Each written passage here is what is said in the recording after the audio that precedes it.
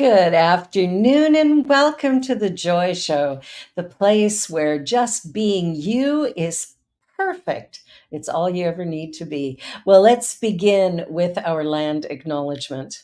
We're honored to be meeting on this land that many First Nations, Inuit, and Métis people from across Turtle Island call home. We acknowledge and thank the original caretakers and knowledge keepers of this territory. And we also give thanks to all Indigenous people, recorded and unrecorded, who have shared responsibility for this land.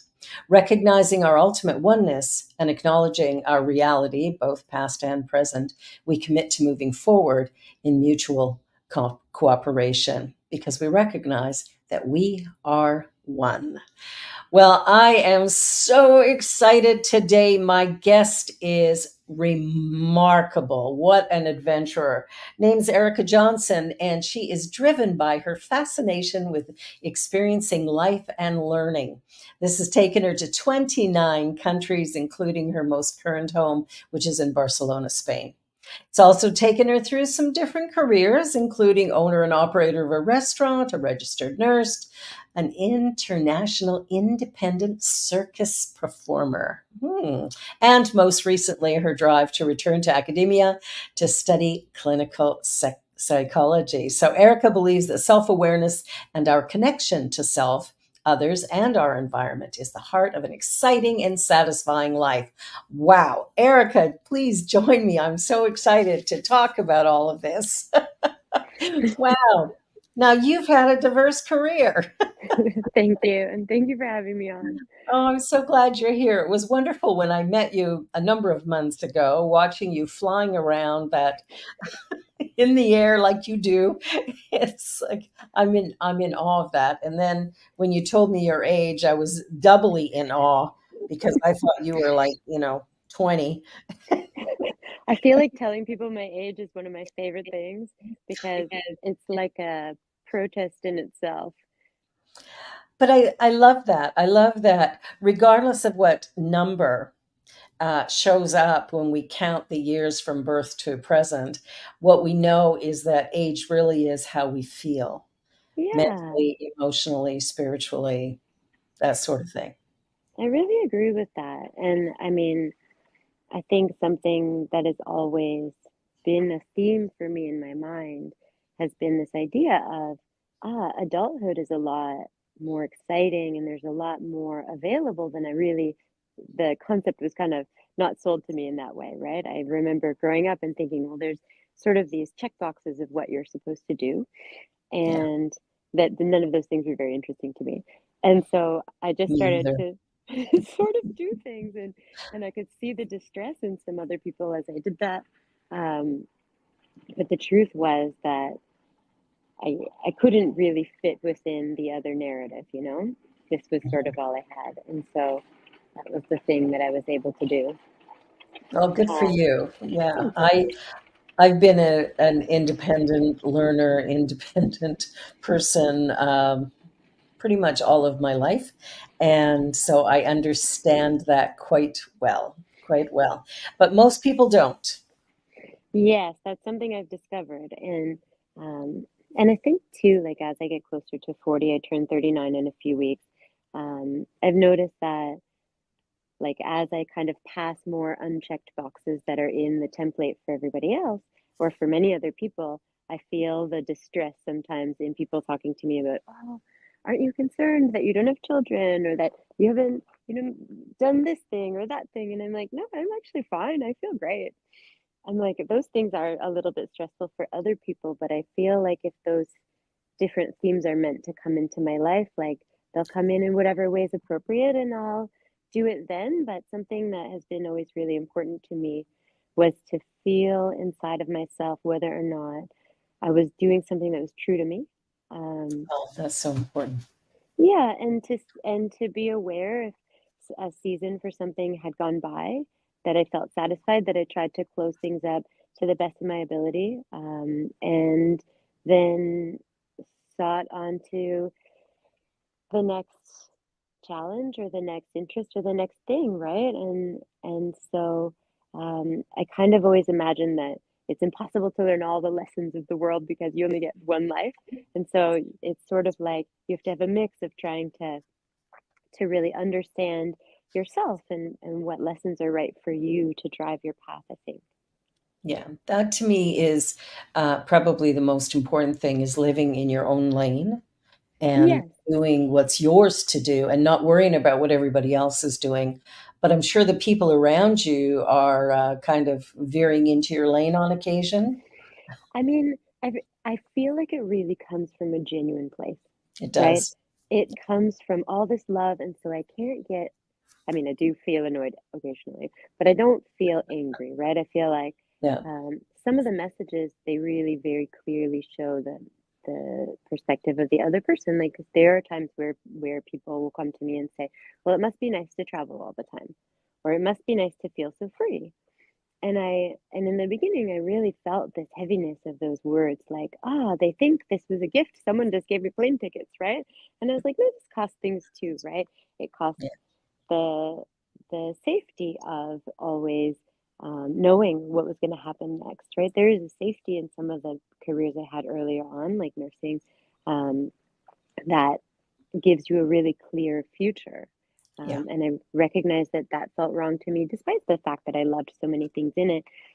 But that if somebody responded to me from the place of, "Oh, well, it must be nice," that what I started to feel inside of myself, the truth that I was hearing was, I didn't make all the choices I wanted to, and I have regret.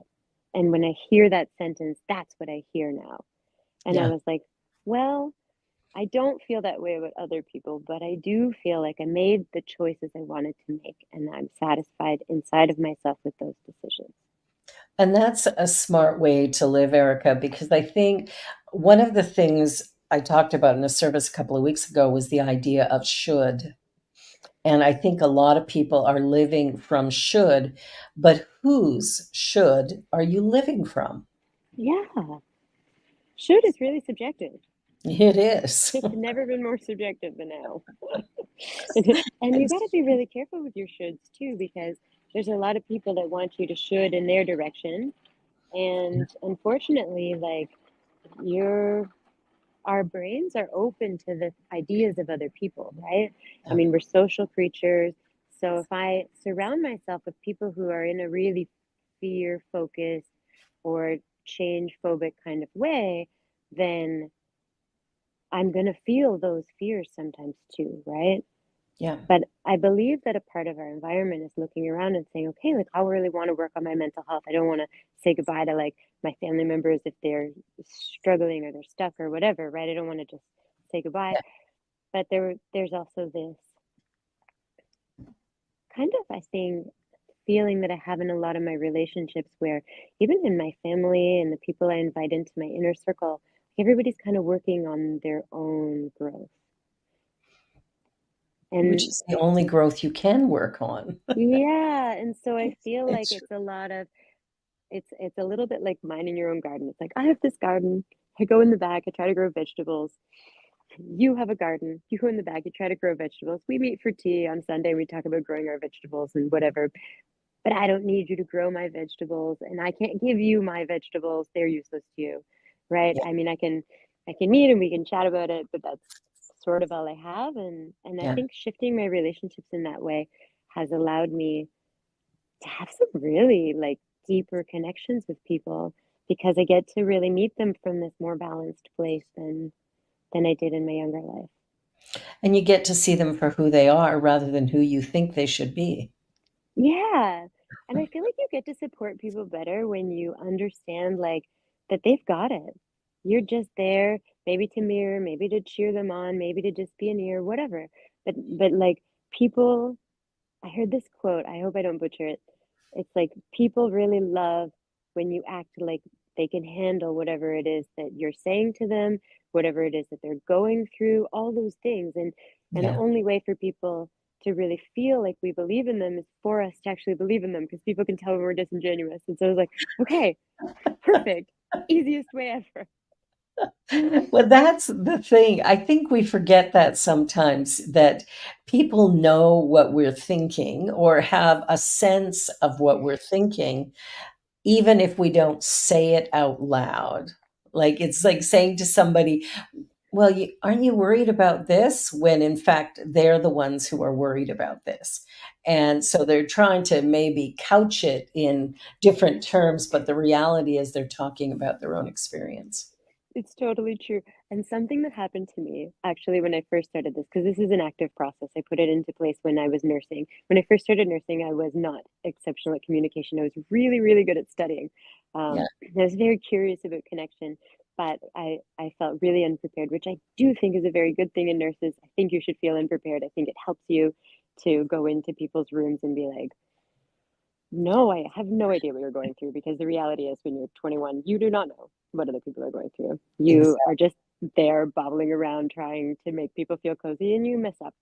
And the only way I think to grow from that is to say, "Hey, I'm really sorry," genuinely, and to acknowledge that you don't know, right? And so developing my own listening style or active listening style was an active process in my life that came from me recognizing that I really wanted to be of service to people at the end of their lives, but I didn't know what to say or what to do, and I felt very uncomfortable.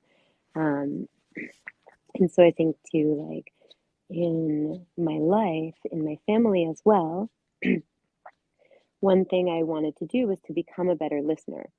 Um, and so I had been in this place really early on where it felt natural for me to give advice. I'm a learner. I love to learn the answers to things, and then I get really excited, like to share those things with people, like right away. And I recognized that, I was getting this feedback from people in my life, like, "Why are you giving me advice all the time or whatever?" And I was like, "No, I think I'm just listening to you and just answering your questions, right?" So I made this shift where I was like, "No, I'm just gonna try to mirror." I learned about mirroring, and I was like, "I'm just gonna try to really listen to like understand and ask more questions, like to really understand them." And I started doing that. And then I was like, I'm not giving advice at all. And I'm getting all this feedback that I'm a wonderful listener now. And I thought, oh, well, actually, I'm doing quite a bit less.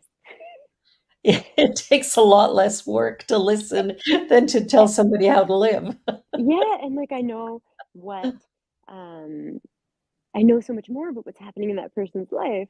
And I was like, oh, this really translated into me feeling like way less stress and having way better connections with people. But later on, when people gave me advice, it really gave me compassion for where that might be coming from. Yeah. And I think most often when people are giving us advice, it's because they do care and they think they have something that we need. Yeah, and they think when we're telling them stuff that it's because we don't know the answers. And a lot of time that's kind of true. We're telling people because we are hoping someone else will take responsibility for the decision we need to make, right? Exactly right. I know, I've And been then we there. resent it when they give us their feedback because we're just wanting to share. Yeah, and we know the truth within ourselves, which is there's work we're avoiding, which is the work of sitting there and being like, yes, I'm a whole human. I'm responsible for this choice. It might be uncomfortable or it might be go in a way that I didn't plan. But the reality is that that's life. Like, it's good that we have challenges. It's good that we have problems because people who don't have problems are not alive.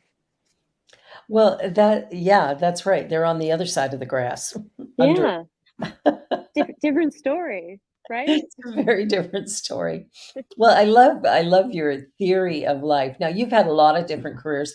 When you started this journey of, well, I got to talk about the aerialist thing because I Yeah. watched you do that. And frankly, it was mesmerizing and remarkable. And I'm like, are you kidding me? So tell me, how did you get involved in that type of well, I'm going to call it exercise, but performance is what it is. So Ariel kind of happened to me. I feel like Ariel just sort of absorbed me like an amoeba. Yeah. And basically what happened was I was in a bit of a heavier time in my life and I was really craving some space from some heavier situations that I was going through at the hospital. And I found this aerial studio and I was like, great, this is so interesting. It's like understanding movement and momentum and expression and all these things. And I wasn't young, like I was in my late 20s when I first started. And I was like Wow. not fit. I was like whatever, but I mean I'm curious and I like to learn and I'm kind of somebody who, when I get absorbed in something, I really get excited about it. And so I loved like having the ability to just fly and to just learn this thing. And then as I started doing it, people started saying to me, "Hey, like we really see that you have something in this. Would you be open to sharing that? Would you be open to giving classes, to doing demonstrations, that kind of thing?" And I was like, "I love it. Sure, I'll try stuff, right?" And Yeah. actually, that's what happened. And then the phone, I did a wedding, and then I did a couple street festivals, and then I got linked in with a company that was booking stuff, and I just was having fun, and I just wanted to see how far it could go. And then later, as that was happening, as I started to get some skill and really start to understand the market, I realized that one of the things is I look a bit younger than my expected age, right? And I realized that people thought I was a lot younger when they were booking me. They thought I was in my 20s. And Yeah. so one of the things that I really um, loved about that was just starting to tell people my real age. And I didn't tell them because I wanted them to be like, "Ha, I won." I wanted to tell people because I felt like nobody should think that you can't move yourself in whatever way you want at whatever age you want. I I have love taught that. people aerial in their 80s. I've taught people aerial in their 80s who have had profound accidents and injuries. Like, truly, if you have a body, it is a shape, you can move it. Amazing. We can do things. That's a really great message, Erica, because I think, people get, well, okay, I'll just keep myself in the mix here. Just get ourselves a little bit lazy and stop doing as much as we could. And of course, the more we sit, the less able bodied we are. And so here you are again. My producers found some really good images of this. I Oh love my it. gosh. I can't imagine doing that, but if you want to teach me, I'm willing to learn. I really, really could. I really believe that this stuff is for everybody. I mean, it's for everybody who's interested in it, right? I don't think we should, I think we have a pull to whatever it is that we're meant to do next. And I really believe that a part of this for me is that I didn't have a lot of confidence in my body. Mhm. Um, I wasn't in a place in my life where I felt like I could call myself healthy, emotionally, spiritually, physically, like in all those ways. Yeah. Um, and as much as I really loved my job at the hospital, I really, really hit a profound burnout around that time. And so what ended up happening was the two things I was doing kind of naturally shifted in this way that I was super uncomfortable with and had to just, uh, I want to say, like surrender to the process. Um, the hospital was getting more rigid about wanting me to be there more. The aerial business was getting a lot busier, and I was having this ability to meet my financial needs in that way. And I was thinking to myself, the hospital had put me in this position of saying, okay, like, you need to choose. And I really felt that this was the next direction that was right. And without having like a job to go to or whatever, because I'm an independent person, that means people phone me and I accept or decline.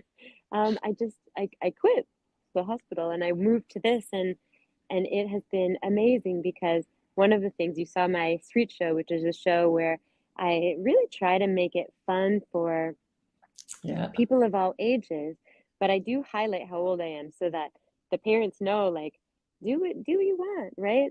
I mean, society wants you to feel like this is impossible. They want you to feel like I'm 20 and you can't do it. Well, that's not true.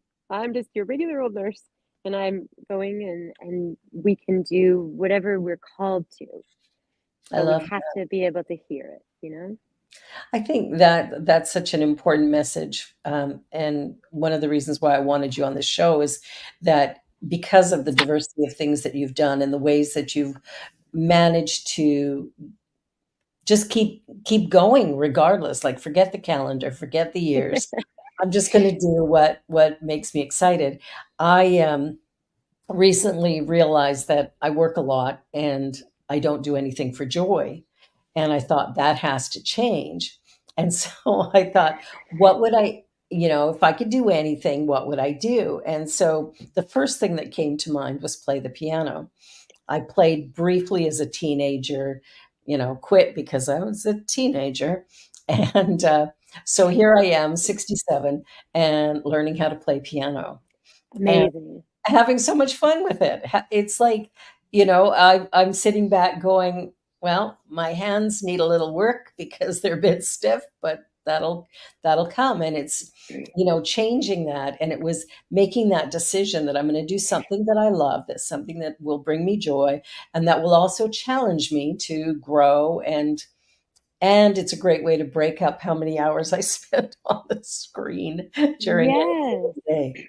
I have this Yeah, feeling like when we are really satisfying this artistic place within us from a place of joy, just to give ourselves joy, just to satisfy the little artist that lives in everyone, that we access this compassion that we can then use to really pour all over our life, right? And our life interacts with the lives of other people. And I really believe that nurturing ourselves, each person artistically, is a compassionate thing we do for the world. I know that's kind of crazy. no, I believe you completely, and I agree. I think everything that we do, I think, is impacting the collective in some way. Yeah. So whether we're, being positive and excited and delighted and living from joy, or we're miserable, cranky, and awful, living from frustration and fear, either way, we're impacting the balance of the whole because I really think all of us are interconnected. Yeah, I do too. And also, I love that you're learning piano.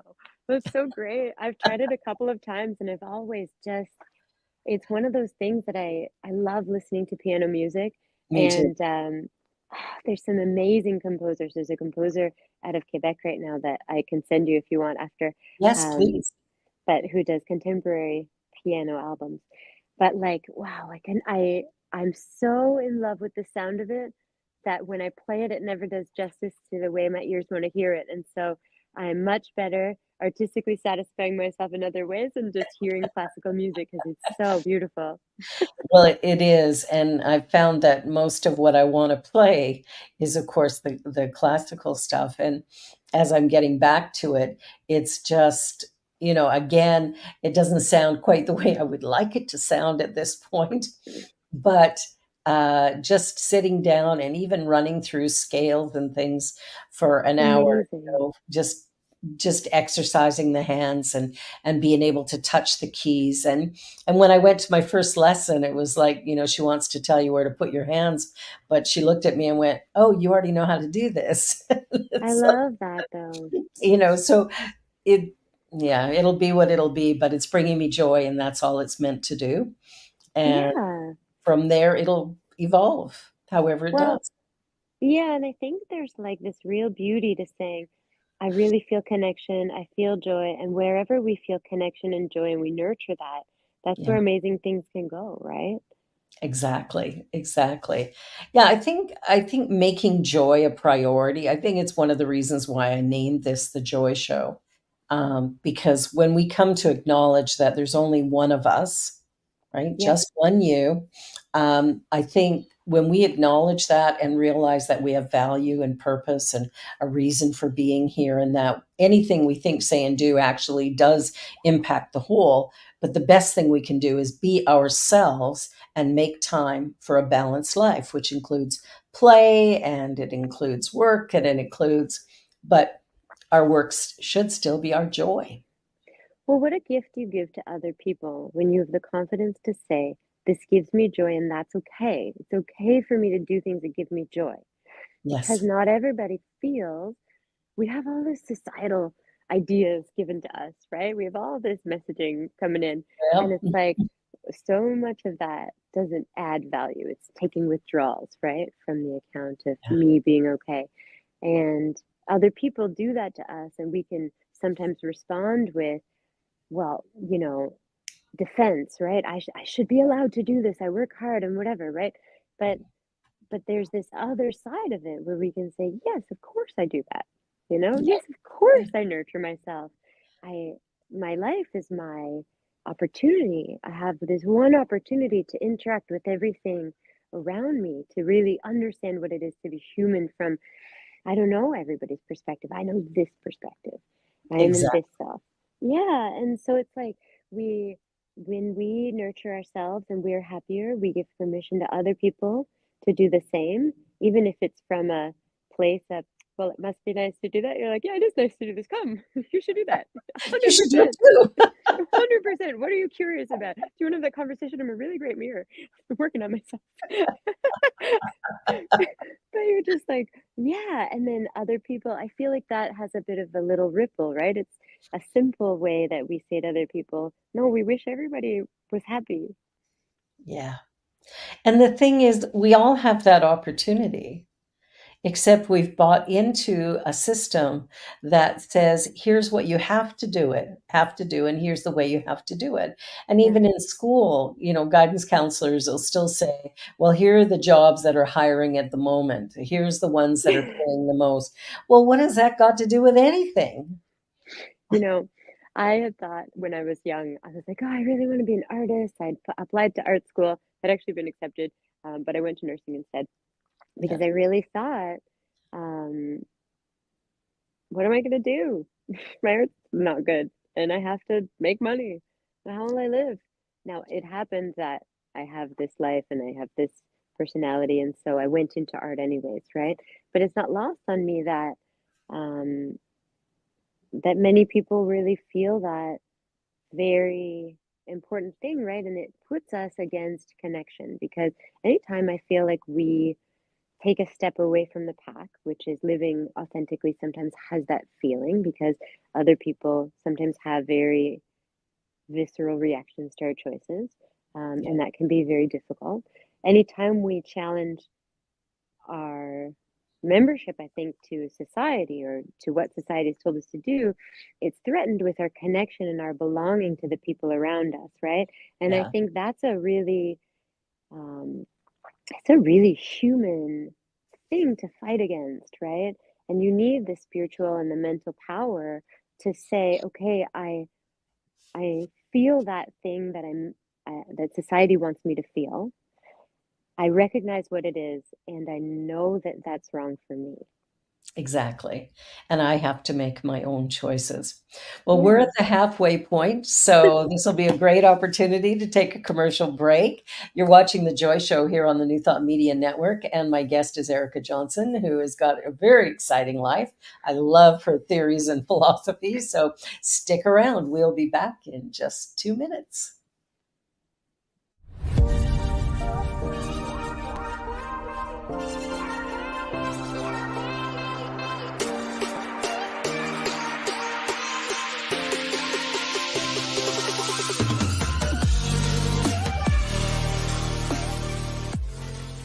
Watch me change when you change the way you look at things.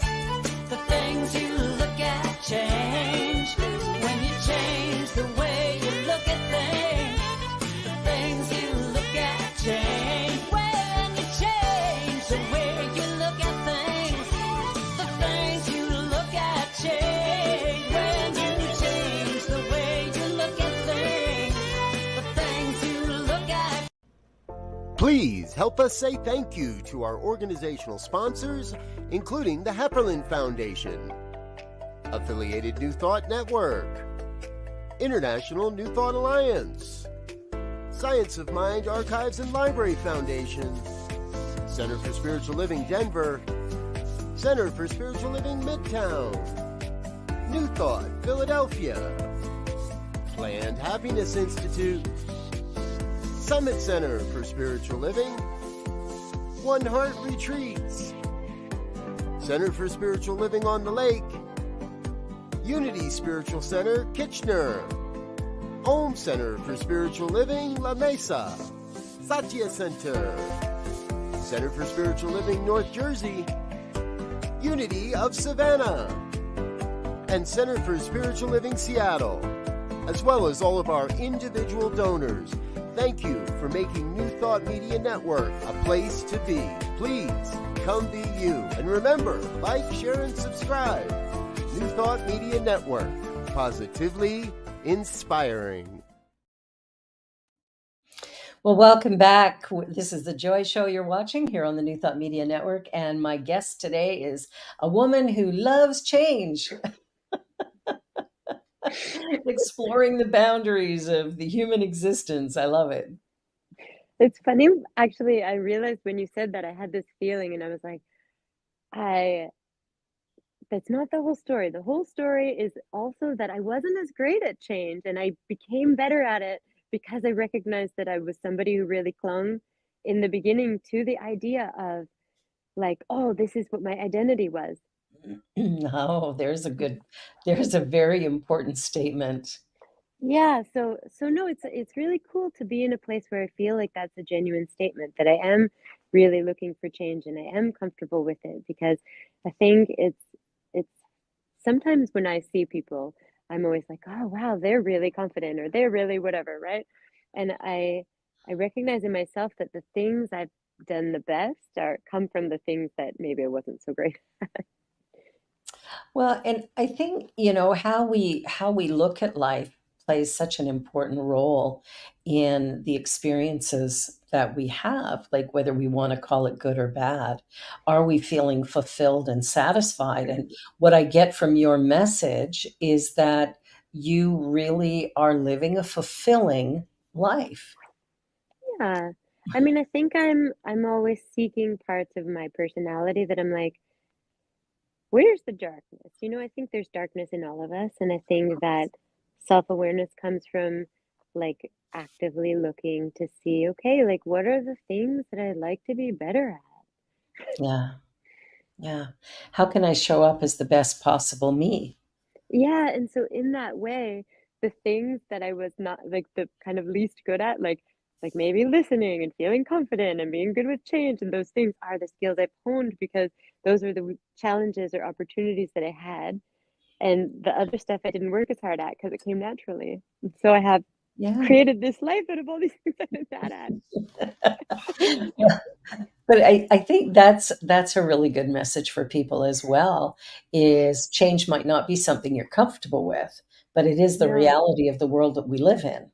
And so the yeah. very best thing you can do is find a way to lessen your discomfort as you begin to sort of acclimate to the idea that change is the constant. Yes, I really feel that. Like as you say, it changes so constant. It's just coming in and we can be stressed about it or we can be like, okay, once I accept that, if I surrender to the idea that, everything is going to be new, I can, like in the beginning, I really sought out change and like simple changes. Like I would drive a different way home from work. Yeah. I would, I would just change like I started looking at like what are the habits I have and being like, okay, I'm gonna change all of them just a little bit. Like I brought a different toothpaste. Like every just simple silly things, right? And I mean the brain health on that. I now work in nursing in brain health. Um, but the brain health in that is the idea that we make all these different neural circuits that strengthen different parts of the brain when we just do things a bit differently because the human brain's really efficient. It's like, oh, this is my regular process. I can do that on autopilot now. And so I think a part, at least for me, the truth about getting good at change was a lot about understanding my basic habits and just starting to challenge my brain not to go into autopilot ever. Challenge myself not to multitask and like do things where I was shutting down presence in order to increase efficiency or do other things. And I feel like once I started doing that, I've noticed a change in the internal feelings I had about bigger changes in my life. And that was something that I was really surprised by. Yeah, that's very cool. I remember a few different times in my life where I've deliberately interrupted my um, way of doing certain things. And I don't know how many times after making a change in my morning routine that I got someplace and realized I hadn't brushed my teeth. Yes. Oh my gosh. I've totally had moments like that. Hmm. Worst Hmm. feeling ever. It's like, oh, hey, how are you? Okay, I now carry emergency toothbrush and toothpaste in my backpack because I really feel that that has happened to me on multiple occasions, and it always comes after. I have this feeling where every time I'm like, yes, I did it, I did the process perfectly. Like I never celebrate like that because every time I do it, I'm like, and I forgot my passport or my whatever, and so I'm like, okay, like don't upset the fates, right? Just like if you made it unscathed, just like accept it and get there. Move on. Yeah, don't celebrate those wins for you because like let the universe celebrate them. It's safer. That's so that's so wonderful. But it is such a powerful thing to interrupt that automatic way we do stuff. I remember years ago driving home from work one day and going, I have no memory of even anything from the time I got in my car until I pulled into the driveway. And I thought, Yes. oh my God, like that's frightening, actually. But Barbara, I really feel like that happens more than in driving because I've experienced that. And Mhm. like that happens in places where we're scared to admit, right? That Yeah. happens in hospitals. That happens in anything where people do the exact same 100% process over and over. The Yeah. brain starts saying, thank you, I got it, I can do it on my own, right? Yeah. And yeah, I really feel like that is, I think the right way to word it in my feelings is like, yeah, it's a little scary. It is. It's very frightening actually when Yeah. that happens because you realize that if there had been any form of interruption, would you have been aware enough to deal with it? And Yeah. that to me, I mean, living in Toronto now and driving in Toronto is, you want to be aware, you want to be awake, and you want to be present. Yes, and you wanna be safe, yeah. Yeah. I sometimes I drive in Toronto. I try to drive in Toronto as least as possible, but anywhere in North America, I drive, right? You Yeah. kinda have to here. But in Spain, I don't drive. And one of the things that I've discovered, I'm in a creative um, arts program, professional program for circus artists, where I'm doing a redevelopment of my choreography and learning new skills over the next 2 years. And Nice. so the studio is about an hour long walk from my house, and I have this special kind of tradition that I like to do, especially when I'm in Europe because everything is very walkable. I Yeah. walk. I walk every morning and I walk every night, and I use that time um, when I go somewhere new to learn the city. So I turn my headphones off. I walk with the GPS, and I challenge myself to get off the GPS as soon as I can.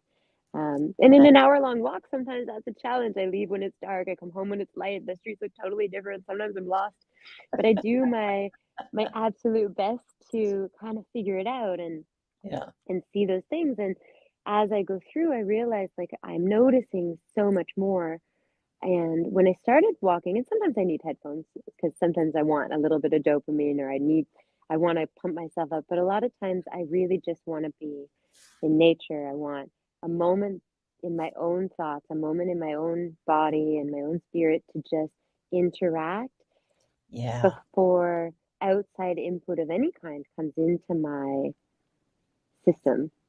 Yeah. Yeah. And there's something beautiful about being in nature, like hearing the sounds of the birds or even hearing traffic and people. And there's something about taking in the surroundings in every possible way, the smells, the look, the sounds. I think it creates, I don't know, it creates some excitement. Depending on what the sound is, it evokes different things in us. So I think that's really powerful as well. Yeah, I feel that a lot. I mean, I think, yeah, there's this disconnection that happens a lot. And I mean, you see that with the phones too, right? I feel like music for me is more addictive sometimes than social media. I've kind of gotten a little bit away from social media in the last couple of years, but I Yeah. find music I can really like turn on and just leave my brain and just Yeah. get so wrapped up in it. So I love it. I mean, I really appreciate music. Um, but I try to remind myself that I get a really similar reaction to candy, and I don't allow myself to just eat candy all day either. Do you know what I mean? I do. I So I'm like, there's do. a time and a place, and I have to Yeah, accept that, okay, there are moments and that kind of thing, but also recognizing that I have that reaction to it and I have this joy, there's space for really leaning into that, and there's space for recognizing a need to be present too. yeah, yeah. I think it's finding balance. 100%. Balance in all things. Every single Everything. thing needs balance. Everything. That's why I had to interrupt my work with joy because I was Yes. out of balance. You're like, I have so much joy. I need balance. I love that. Yeah, Um, so well, important. and with Ariel, I feel too like it's so fun and it's so exciting and it's so extroverted and so interesting in so many ways. Yeah, Um, but as I did it, I was like, there's this piece of me that really wants to connect with people's stories and wants to feel like there's an impact. And I do think there's an impact to Ariel and performance and things like that because I think it gives people wonder. And yeah, I think wonder is very good for society. yeah. Um, I think we have a wonder deficiency right now as a society, to be honest. Well, it's the wonder, it's the joy, it's being in awe that somebody can do that. Then there's that imagination of how free it must feel to be flying through the air like that. There, like I just think back to all the different emotions I felt in watching your performance, that it was like, oh my God, like it's frightening and it's fabulous and it's like, who could do this? Like that's the other thing. It's like, wow, it feels so impossible, and yet here you are, just flying through the air and engaging all of the people and just having fun. And that's what really intrigued me, was that you were having a good time. I loved that. Oh, I appreciate that you can feel that because I really am having such a good time. I just say whatever I think, and somehow it's actually kind of baffling to me sometimes that I can have that much fun and still eat sandwiches, you know?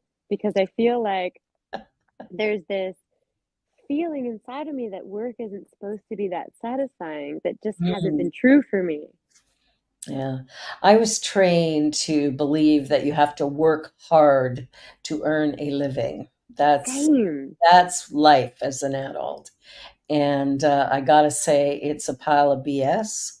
That really, if you're doing what you love, you will never work a day in your life and you will always feel fulfilled and satisfied and probably prosperous as well.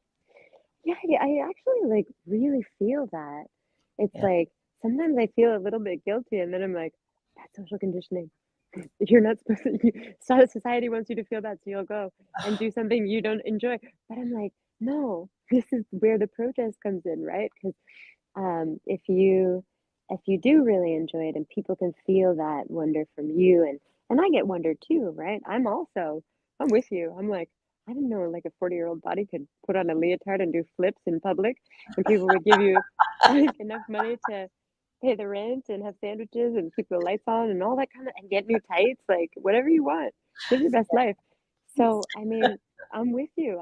One of the reasons I tell the crowd how old I am in the show is because I'm just like, it was a surprise to me too.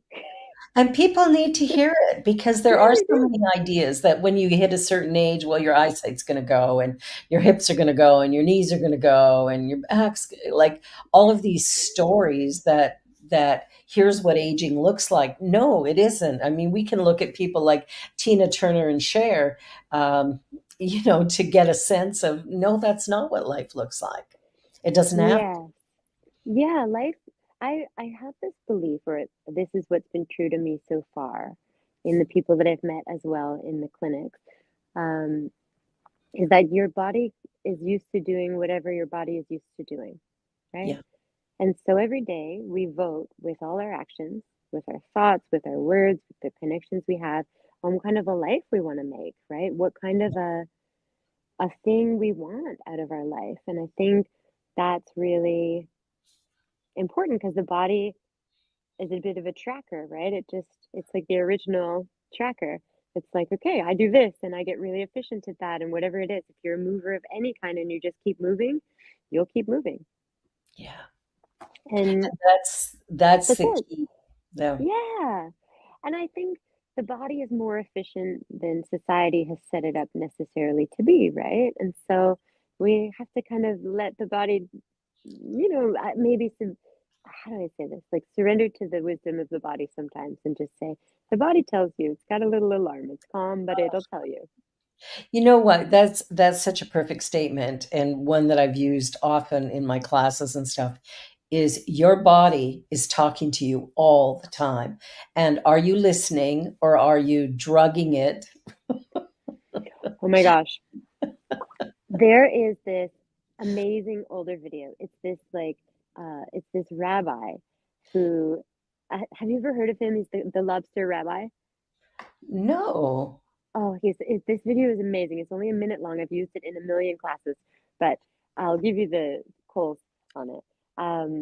Basically, it's a conversation that happens about lobsters and how lobsters grow. And he basically talks about how the trigger for a lobster to grow is that it feels its shell is too small and it's meant to get bigger. And so it, finds a rock, looks to make sure it's not going to get eaten by an apex predator, sheds its shell, gets under there, and then, grows a shell that's the appropriate size and ventures back out when it's ready. But Yeah. the concept is that if the lobster in this society felt those sensations, they wouldn't grow. They might, take a substance. They might shop. They might use social media. They might do something that enacts an inner chemical to snooze the alarm instead of saying, the alarm is telling me another thing is possible. Yeah. The path is in front of me and I'm not taking it or whatever the alarm is saying, right? And I think yeah, we have That's to avoid numbness. that's such a great story because really I think that's what happens for most of us. I mean, even I have a daughter who's 18 and she just graduated and her friends are all, listening to them talk about, oh, I got to go earn this, I've got to be able to do that, like finding careers that will pay them well rather than just realizing they're in a place of growth and expansion and discovery. And the other thing I hear often is, criticisms of their bodies. And I'm like, honey, love you right now because this is phenomenal. And this is probably the best you're ever going to look and feel. So celebrate it and keep Yeah. it going, right? Like, Well, don't and I diss your body. It's your vehicle for this life. yeah, like I it's so funny because I think body appreciation is something that I had to work on.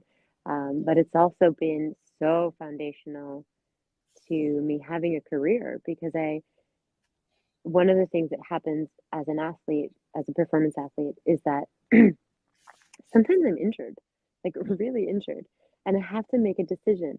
Am I going to hurt myself Yeah. for this thing I want, or am I going to not hurt myself? And I, of course, as the theme of this podcast, chose the wrong way initially, which led me to the right way.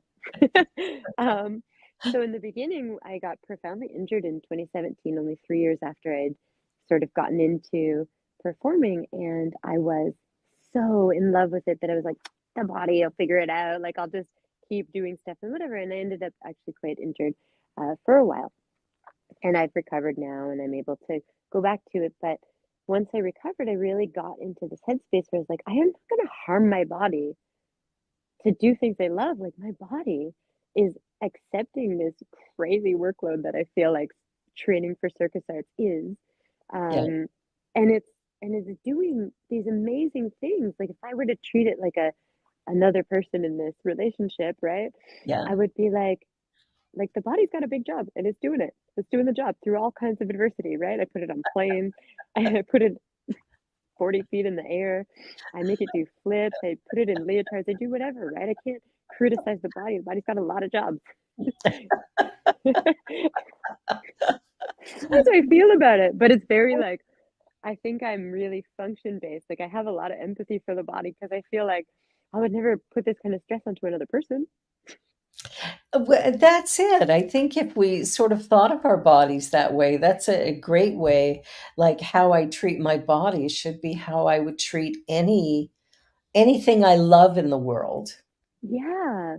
Yeah. And with I think sometimes too there's like this appreciation that we lose when we enter into the competitive spirit, and it sounds I think the younger part of life, especially the early 20s, is a really confusing time for a lot of people because there's messages coming from everywhere. And high school, just having come out of high school and all the beautiful things that happen in high school as you're going Oh through your yeah, hormone changes and, right into a big storm of shoulds and oh my templates and other stuff. Oh yeah, what a kid. I'm so happy that's gone for me. Oh, I can't. I'm just loving aging. It was just one more year keep giving me more emotional peace every year. I love it. yeah, it's interesting because getting away from that, it still takes a little while to get to that point where we're not judging ourselves against somebody else.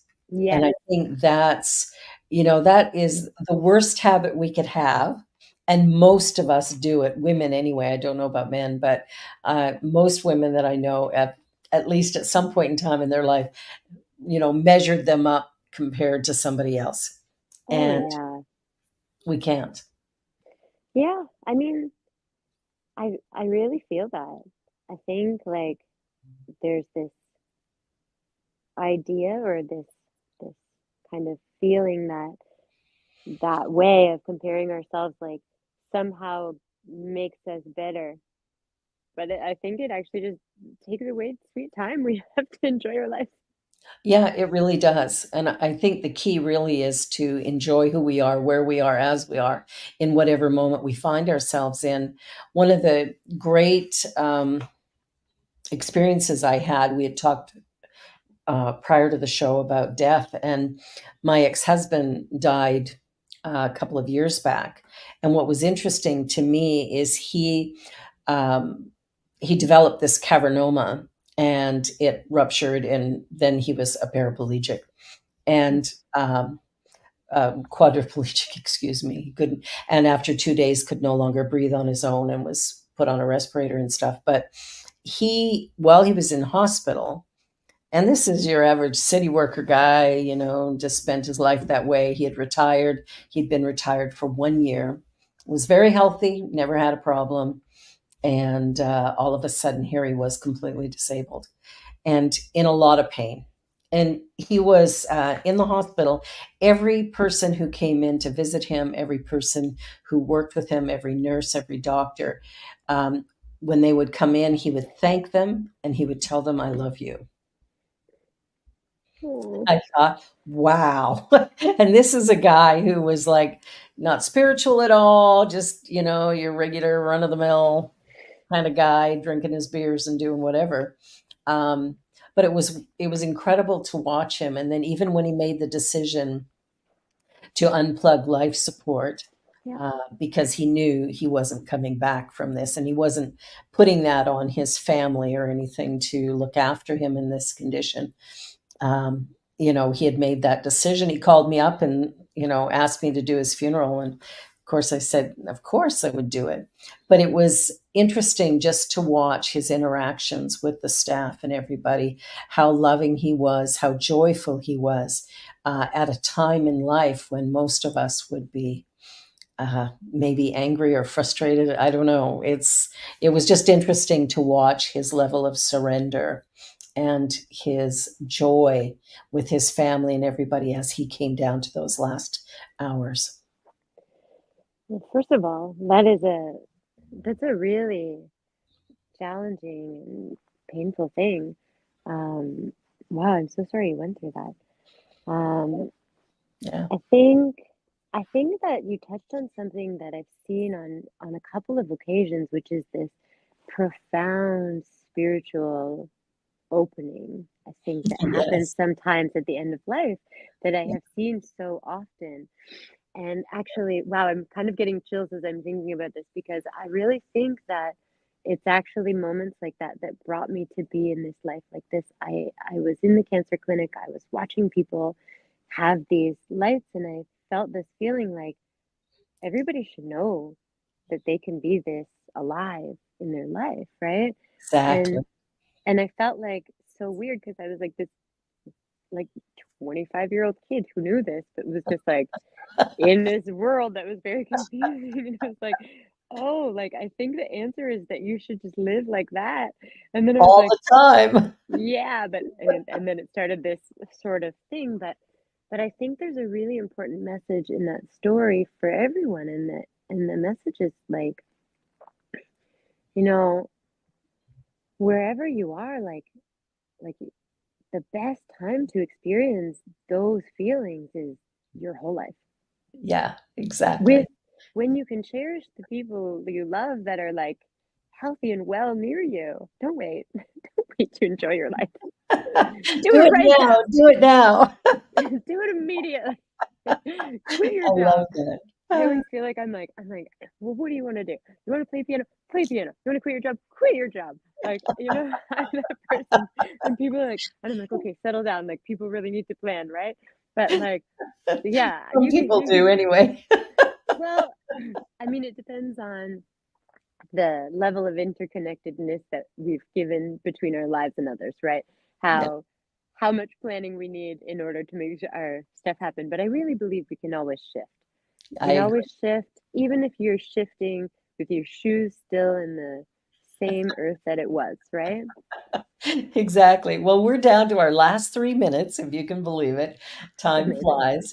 And what is one thing that you would like to leave our viewers with today? um, I think just the simplicity of maybe listen to yourself a bit more. And, listening to yourself might feel weird, but if you can start with like a minute a day of just not being in your phone, not listening to music, just being in nature and thinking your thoughts, I think learning to hear yourself is the thing. I love it. I love it. And I agree completely. And I'm really excited that you're going to do Spirit Cafe with us. And we're going to talk about death and grieving and all those wonderful topics that My most people don't favorite. want to talk about. I appreciate that. We're going to have so much fun. I agree. I agree. Well, thank you so much, Erica. I'm so thrilled to get to know you better. I loved watching you perform. That was absolutely spectacular. And I just know that you have a great life going, and all that you do makes a difference for all of us. So thank you Thank for you. being you. I appreciate you. Thank you so much for having me, and have a wonderful day. You too. Well, thank you everybody for watching The Joy Show today on the New Thought Media Network. And be sure to like, share, and subscribe. And we'll be back again next week with more joyful stories of living authentically. Thank you, everyone, and have a great week. Bye for now. Bye.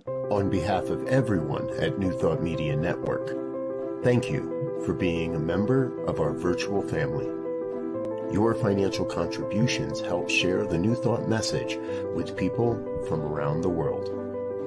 Please visit and contribute at www.ntmedia.org/donate. New Thought Media Network. Come be you. And please like, share, and subscribe. Until next time, peace and blessings.